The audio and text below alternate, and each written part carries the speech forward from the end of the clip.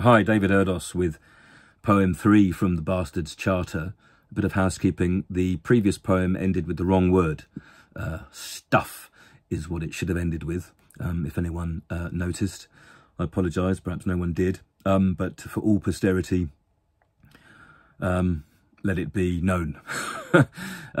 The other two poems that I referred to, alluded to, were about Jimmy Savile and Rolf Harris, which I may post at a later date. Not topical, I guess, but certainly still emblematic of the kind of standards that we're surrounded by, or that have been betrayed or fallen, and the notion of who do we trust.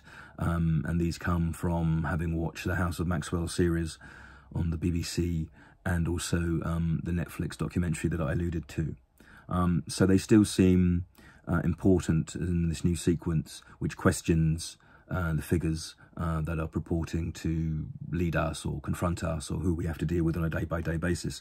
So this poem is not about bastards, but it is certainly about how easily we make opponents of each other when misunderstandings occur, and how difficult it is to make yourself understood sometimes by others. It's called The Second Tongue. Nick Ward has a play called The Strangeness of Others.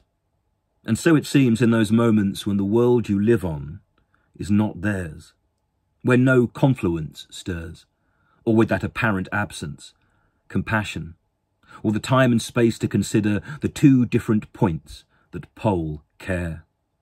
In English, that is, as along with every tongue, there's new language, whose rules and construction make Babel adopt Pisa's lean, and where none understand or appreciate your intention, which is only ever meant as constructive, so that, with every medium's mode, there's a mean. I mouth that second tongue, writing this, as I become second person, allowing the grammar of distance to circumnavigate the wronged self. For when an argument starts from the need of strategy or invective, disease grows around discourse to ruin both speakers' health. That second tongue lolls and lags, but it does not lie. That's the difference.